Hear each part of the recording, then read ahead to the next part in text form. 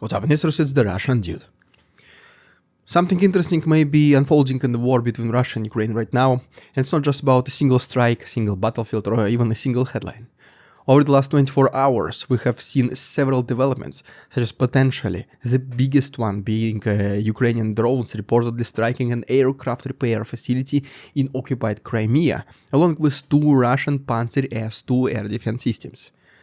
Around the same time, Ukraine's general staff confirmed that 2 Russian Black Sea Fleet frigates, the Admiral Essen and Admiral Makarov, sustained damage near the naval base in Novorossiysk, supposedly very far from the front lines, but still. Because of this, analysts are increasingly talking about Ukraine's expanding long-range strike capabilities, which in some cases now can reach targets hundreds or even more than thousands kilometers inside Russian territory. Not the first time we've seen it, not the last time. And at the same time that these military developments are taking place, another conversation is unfolding in parallel. Which is basically Russian President Vladimir Putin is warning about a possible global energy crisis as oil prices climb above $100 per barrel. Then also Western policy makers are debating the future of sanctions policy. European governments are quietly navigating tensions over energy security, economic stability, and long-term strategy towards the war. As you can see, guys, so much to talk about in today's episode, so the question, just one of them, becomes very unavoidable. Are we simply witnessing another ordinary day in a long war, or are we seeing early signals that the strategic environment around this conflict may be beginning to shift? That is precisely what we are going to explore today. We'll start with the frontline itself, where the ground war continues to move slowly, but where the pattern of advances and counter-advances tell us something about the changing and broader trajectory of the conflict. Next, we'll move to Crimea, where Ukrainian drones targeted an aircraft repair plant and also Russian air defense systems responsible for protecting this critical infrastructure. As you can see, they don't do it all the time, but anyway.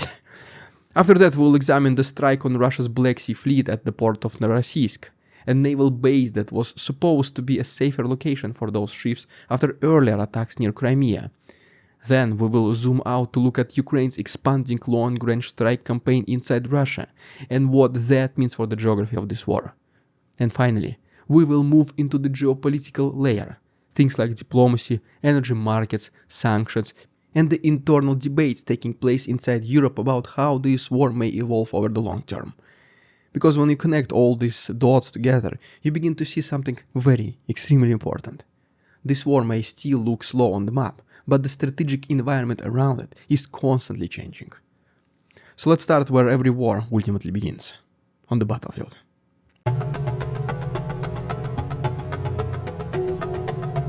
If you look at the frontline map of eastern Ukraine today, the most accurate word to describe the situation would probably be, well, contested. According to recent reporting from the Associated Press, both Russia and Ukraine claim progress in several sectors, particularly around the Donbas region. Russian officials say that their forces continue to make incremental advances around towns that have become focal points of the fighting over the past months. Sorry about the voice crack. Ukrainian commanders, at the same time, report that their units have managed to regain territory in certain southern and southern-eastern sectors. So, the question is, who's right? Well, in reality, both sides can technically be correct at the same time, because this phase of the war is characterized by extremely small territorial changes. Because sometimes those changes are measured in literally hundreds of meters rather than kilometers. One position taken, another is lost. Then a counterattack happens, takes place, and the map shifts slightly once again. This pattern basically reflects something fundamental about the nature of the battlefield today. The front line is now heavily fortified, minefields stretch across wide areas of terrain, drones monitor movements constantly, artillery systems remain the dominant force shaping the battlefield, and then also electronic warfare systems disrupt communications and navigation technologies. All of these factors combine to create an environment where rapid advances are extremely difficult. So this is why many analysts describe the current phase of the war as, you guys already know it, the war of attrition. But focusing only on the front line can sometimes obscure a much larger story. Because while the ground war moves slowly, both sides are increasingly looking for ways to influence the conflict beyond the immediate battlefield. And that brings us to Crimea and Ukraine's most recent and successful attacks against the peninsula. Crimea remains one of the most strategically important territories in the war because Russia uses the peninsula as a hub for naval facilities, airfields, radar stations, logistics nodes, ammunition depots, and aircraft maintenance supporting operations in southern Ukraine and the Black Sea area. So, according to the Kyiv Independent, Ukrainian drones recently struck an aircraft repair facility in occupied Crimea, and then also 2 Pantsir-S2 air defense systems. And that matters, because the Pantsir-S2 is not just some kind of another vehicle, another weapon. It is a layered air defense platform that combines radar, tracking systems, short-range missiles, and autocannons to defend critical infrastructure against drones, helicopters, and cruise missiles. When systems like that are hit, nearby military facilities become more exposed to follow-up attacks and strikes. The aircraft repair plant is also important because, well, facilities like these keep reconnaissance and combat aircraft operational. They do it through servicing, replacement parts, inspections, and technical maintenance. You still need planes. You might not rely on them so much, but you still need them. So disrupting that kind of infrastructure does not just instantly change the battlefield map, but it can gradually slow down operational tempo and complicate logistics significantly. That is the broader Ukrainian logic here, not just contesting ground, but shaping the operational environment behind the front line. And Crimea was only one part of the Black Sea picture, because the next development involved Russia's own supposedly untouchable fleet. I should have, by the way, some footage of these attacks in addition to dozens more photos and videos on my Patreon. So guys, if you are very curious to see, please go ahead and check it. Link is down below. Please also consider subscribing to our channel as well if you find these daily updates useful. Thanks so much, let's continue. Earlier in the war, Ukraine used sea drones against Russian naval assets in Sevastopol, which is basically the traditional base of the Black Sea Fleet. Those operations showed that even relatively small unmanned vessels could threaten large warships, and as a result, Russia moved several important ships from Sevastopol to Novorossiysk, on the Russian mainland, believing that the distance would provide greater protection. I mean, it makes sense, but well, how were they wrong? Because according to the Ukraine's general staff, that assumption may well no longer hold. The frigates Admiral Essen and Admiral Makarov were reportedly damaged near the Novorossiysk naval base. Both ships are Admiral Grigorievich-class guided missile frigates capable of air defense, anti-submarine warfare, and long-range strikes with Kaliber cruise missiles. Well, as you can imagine, that makes them both symbolic and operationally significant. If the damage is confirmed, it might be by the time the video goes live, it would highlight a major trend in this war.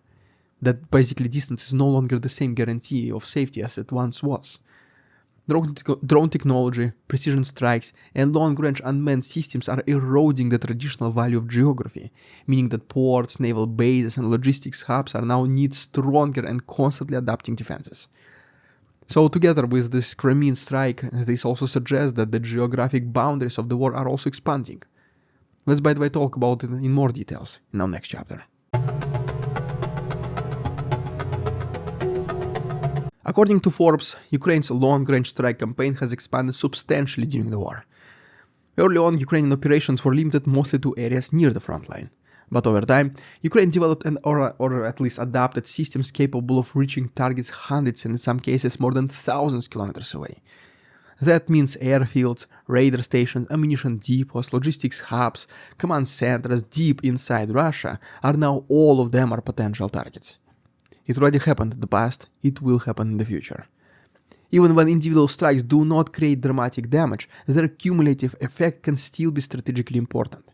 Every successful strike forces Russia to spread its air defenses over a larger territory, protect more facilities, and devote more radar, air defense, and electronic warfare resources to areas that once considered relatively safe. In other words, the goal is often not to immediate destruction, but also gradual disruption. Repeated demonstrations of reach can complicate and most likely will complicate logistics, planning, and defense across a much wider zone. That is why the line between frontline and rear area is becoming increasingly blurred. And nowhere is that transformation clearer than in our drone war itself. Because honestly, Ukraine was able to redefine completely the possibilities of modern warfare. It is no longer about tanks, planes, armored personnel carriers, when even you were last time seeing the headline, the main story of the news 24 hours about tanks or planes. It's not even about advancement of hundreds of soldiers at the same time. Now it's about single-use drones and reconnaissance missions performed by a simple squad. And the drone part of this monumental change is what we need to talk about it briefly next. One of the most remarkable features of this war has been how quickly drone technology has evolved. Russia has relied heavily on Iranian-designed Shahed drones, which are relatively cheap long-range systems that can be launched in waves against infrastructure and military targets. That tactic is meant to saturate Ukrainian air defenses and stretch interception resources across multiple regions, something what Ukraine is, doing right now as well, but way more in my opinion effectively. Apparently being the largest country in the world has its own huge drawbacks, like who would have known, right? So yeah, in response to Russian drone attacks, Ukraine has built a layered counter-drone network using radar detection, mobile air defense units, electronic warfare to disrupt navigation signals, and also rapid interception teams. And as a result of their proven success, according to Reuters, Vladimir Zelensky said that Ukraine has received requests from at least, at the moment of recording this video, from 11 countries seeking help in countering Shahed-type drones. And I mean, that should say a lot, right?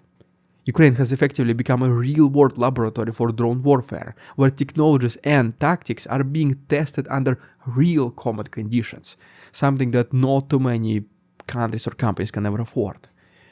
Military planners around the world are watching because relatively low-cost unmanned systems capable of reconnaissance and strike missions are literally reshaping modern warfare. And because both sides keep adapting, every new defensive method tends to trigger new offensive adjustments, creating a constant cycle of innovation. But this battlefield technology story also connects directly to the bigger geopolitical picture, which brings us now to diplomacy. While military developments dominate the headlines, diplomacy is quietly returning to the background at this conversation. Reuters once again reported that Vladimir Zelensky said Ukraine remains open to renewed negotiations at any moment. That's almost his literal quote. That does not mean that talks are imminent or that Kiev and Moscow are suddenly close to a deal, but at least it means something more basic. Basically, in long wars, military pressure and political negotiation often develop a parallel rather than one after another. Conflicts lasting years rarely move just in the straight, predictable line. They pass through cycles of intense fighting, quieter periods when governments test diplomatic possibilities, even if a settlement still looks distant. Zelensky's statement reflects that reality. At the same time, the diplomatic environment is becoming more complicated because the war in Ukraine now sits inside a wider international landscape shaped by economic pressures, shifting alliances, and crises in other regions, especially the one most recent unfolding right now in front of our eyes in the Middle East. That matters because governments in Washington, Brussels, Berlin and Paris have limited diplomatic power, meaning that when multiple crises compete for attention, the pace and seriousness of diplomatic initiatives can and most likely will change. And that is why the diplomatic conversation is unfolding at exactly the same time that global leaders are focusing on another powerful factor, which is the energy, the main topic of our next chapter. Reuters reported that Vladimir Putin warned the world that it may be entering a new energy crisis. His comments came as tensions in the Middle East raised concerns about the Strait of Hormuz, the narrow passage between Iran and Oman, through which roughly 20% of global oil and liquefied natural gas shipments pass. Just imagine this. Any disruption there would obviously hit global markets quickly. And as we all know, if anything, it's the oil prices that react the fastest to the world events, even before the headlines start appearing on our screens. And those fears are already visible with, for example, oil prices climbing above $100 per barrel. And when energy prices rise, the effects spread literally everywhere, immediately, within a day. Transportation, manufacturing, agriculture, electricity, and inflation. Everything needs oil to keep running without delay, because delay is deadly, literally and figuratively speaking. That is where Ukraine and Russia re-enter the picture. Despite sanctions, Russia remains one of the world's largest energy exporters. Before the war, it was Europe's biggest supplier of pipeline natural gas.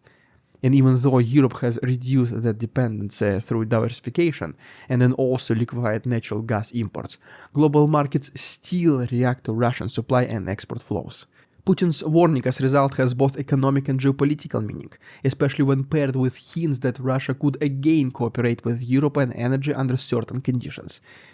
These statements are aimed at several audiences at once. First of all, obviously, domestic voters, then international markets, and finally some foreign governments. And whenever energy prices and geopolitical tensions rise together, sanctions move back to the center of the debate.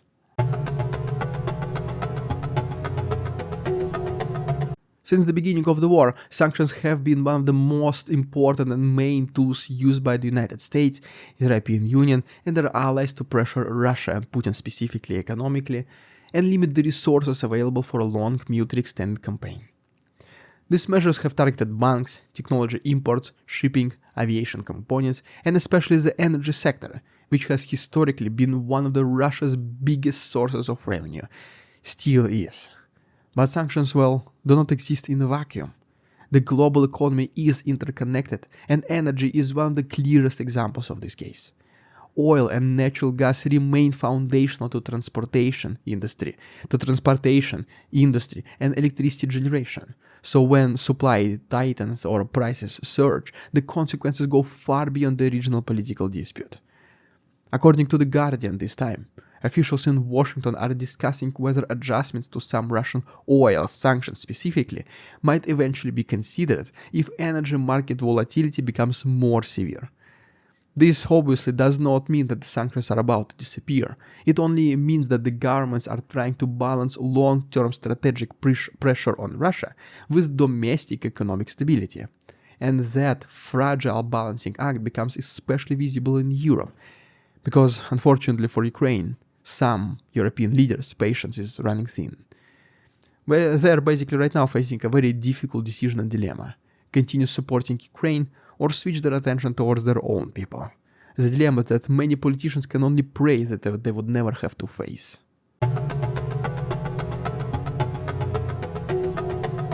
Across Europe, governments are debating how to sustain support for Ukraine while also maintaining energy security, economic stability, and political cohesion inside the European Union. The Financial Times reports that policymakers are navigating complex discussions about sanctions enforcement, energy coordination, and long-term strategy towards Russia, and against Putin, obviously. Since the war began, European states have taken major steps to reduce dependency on Russian energy, especially since natural gas was once delivered through routes like Nord Stream and other pipelines networks. That shift required expanded liquefied natural gas imports from the United States and Qatar, more renewable energy investment, and then also rapid construction of LNG terminals. But the transition also exposed major structural differences inside Europe. Some countries diversified quickly just because they had coastal infrastructure or alternative pipelines, while others remain more vulnerable to global price swings and supply disruptions. All that obviously naturally creates a debate. Some policymakers want to keep maximum sanctions pressure on Russia, while others focus more heavily on protecting European industry and households during what could be a prolonged geopolitical confrontation. I mean, we still don't know when the war is gonna end, right? These debates do not necessarily mean Europe is fragmenting, but they do show how difficult it is to maintain unity in a long war when countries face different political pressures, energy systems, and economic risks. So, when we connect all of this news, the broader picture becomes much clearer now. The frontline is still moving slowly, but the strategic environment around the war is changing fast. Ukraine is hitting infrastructure, critical one in Crimea, threatening the Black Sea Fleet in Novorossiysk, and also expanding its long-range strike zones deep inside Russia. Drone warfare continues to evolve, with Shahid defense lessons now attracting interest from even 11 countries. And at the same time, diplomacy is quietly re-entering the conversation. Putin is warning of an energy crisis as oil moves above $100 per barrel. Sanctions are under renewed scrutiny, and Europe is debating how to balance pressure on Russia with economic stability. In other words, basically the war is not standing still, unfortunately, it is evolving. So guys, if you want daily updates on the most important news of the day, please subscribe to our channel. Don't forget about Patreon, link is down below. Thanks so much for watching, see you tomorrow. We won't succumb to their tricks, the facade they try to sell. Their twisted words and feeble claims on us all they cannot quell. We see through their lies, their feeble attempts to sway. We do not believe